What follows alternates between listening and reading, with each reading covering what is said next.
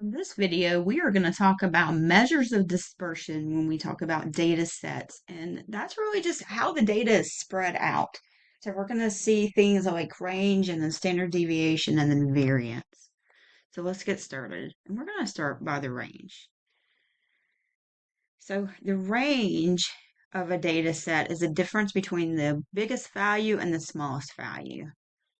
So let me see if I can write on here. So range equals the largest minus the smallest. So it just tells you about the spread of the data. So let's look at an example. So we've got machine one that's dispensing, assuming some kind of liquid or something, so soda. And then we've got machine two, and we want to figure out what the range is.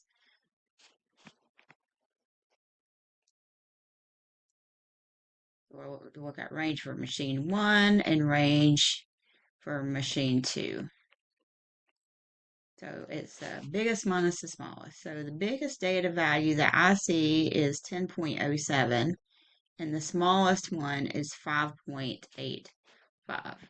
So a range would be 10.07 minus 5.85. I'm going to compute that off screen. My calculator, and I found it to be 4.22. So if we look at machine 2, it looks like 8.03 is the biggest, and 7.98 is the smallest. So we're going to do biggest minus smallest. And that's what, 0.05?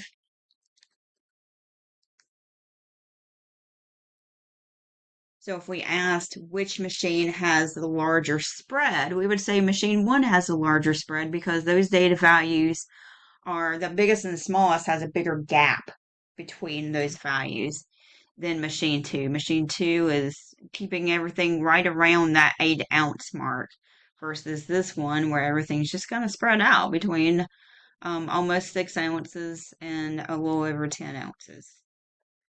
The standard deviation is a different type of measure of dispersion. So because the range is only using the biggest and the smallest values, which are the most extreme values, it's going to be really sensitive to any type of outliers. An outlier is a value that is pretty far away from all the other values.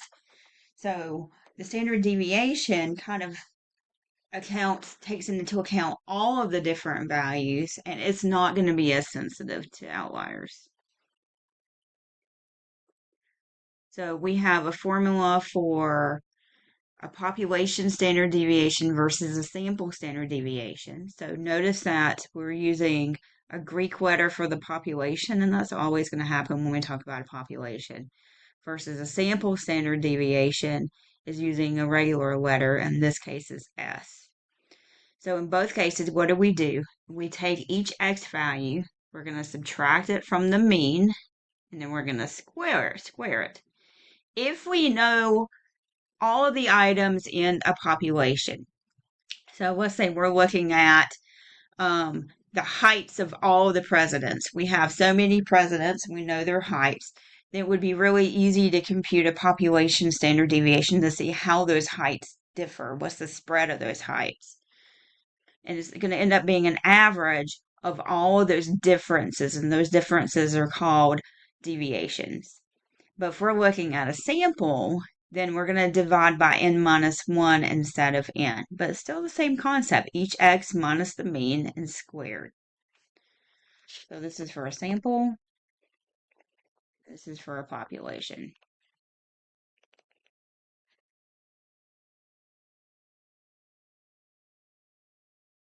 So let's look at an example.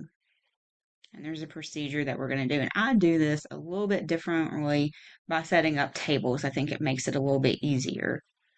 So we will do this in the table. We got to figure out how many values we have. And then for each number, we're going to calculate that difference, which is that deviation between the number and the mean. And then we're going to square those. And then we're going to add them all up, and we're going to either divide by n if it's a population or n minus 1 if it's a sample. And then we're going to take the square root of that. So let's look at some data sets. We're going to find the mean, and we're going to assume these are samples. So we've got to find the mean for each one. So we'll do one of these by hand. 10, 20, 30, 40, 50. I'm going to go to Desmos and find the mean.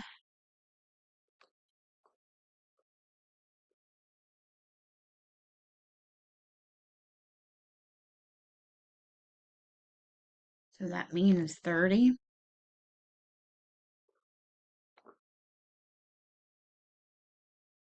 We'll do that first one back then. So I'm going to take each x minus the mean. And then in this column, I'm going to square it. So I'm going to take 10 minus the mean. So 10 minus 30. And that's going to be a negative 20. And if I take negative 20 and I square it, I'm going to get 400. Anytime you square it, you're always going to get positive. So you're adding a whole bunch of positive numbers together. Same thing with 20. Next number is 20. So I'm going to do 20 minus 30. And that's a negative 10. And then negative 10 squared is 100. I'm going to do 30. 30 minus 30 is 0. And 0 squared is 0. And then I have 40 minus 30, which is 10. And 10 squared is 100. And then I have 50 minus 30, which is 20. And that's, when I square it, is 400. So now I'm going to add up all these numbers here. So 400 plus 100 plus 0 plus 100 plus 400. And that's going to be 10,000. So my standard deviation is going to be the sum of all of those numbers in that column divided by, and we said this is going to be a sample, so it's going to be n minus 1. My n is 5. So this is 5 minus 1, which is 4. And then we're going to take the square roots. So we have 10,000 divided by 4 is 2,500. And the square root of 2,500 is 50. So we would say the standard deviation, I'm going to use a cursive S, for this sample set is 50. Now I'm going to show you how to do that in Desmos. So to do that in Desmos, we can type in standard deviation, so STDEV, and just like we did with the mean, we're just going to type in all of our values in our list with each one separated. All right, I think I know what I did. Let's go back to where I was doing this by hand. I think I added wrong here. 400 plus 100 is 500, 600, 7, 8, 9, 100, 1,000. That's 1,000. I added too many zeros. I'm so sorry about that, guys. So let me fix that.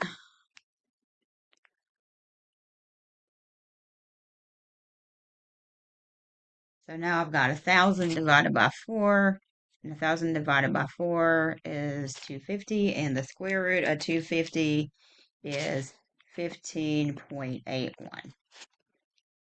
And then when we did this in Desmos, you can see we had the same number, 15.81 for the standard deviation.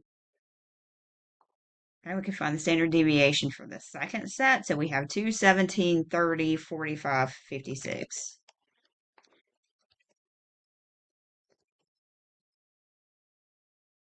2, 17, 30, 45, 56. And we see that standard deviation is 21.53.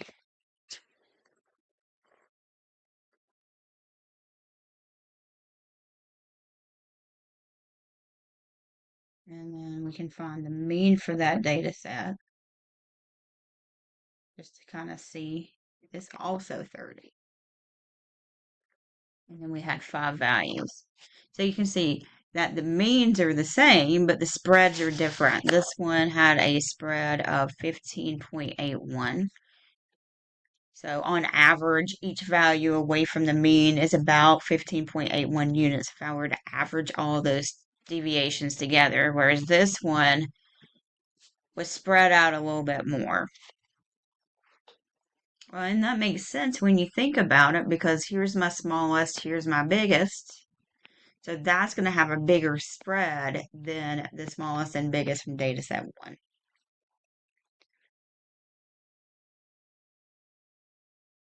Now, the variance is also a measure of dispersion, and there's a relationship between the variance and the standard deviation. The variance is the standard deviation squared.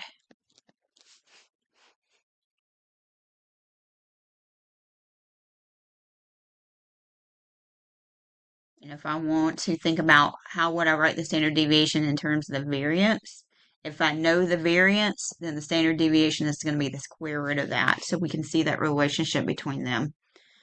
Like before, if we're talking about a population, we're going to see that Greek letter. This is the Greek letter sigma squared, and that squared showing you the relationship between that standard deviation and the variance. And then if we're talking about a sample, it's going to be S squared. So I know standard deviations for these samples, which means I know the variance for each.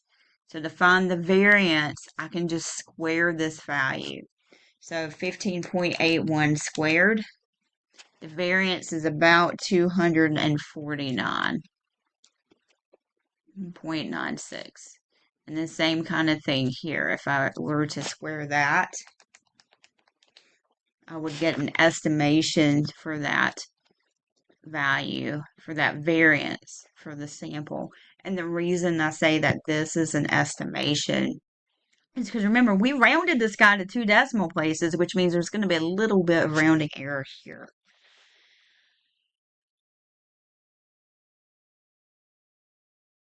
We can also have Desmos compute the variance. We can just change that to VAR, and you see it's 463.5 for that. It rounds it to 1 decimal place. Same thing for that first data set. We could find the variance. It says it's 250. So a little bit of rounding error there because we rounded this to 2 decimal places.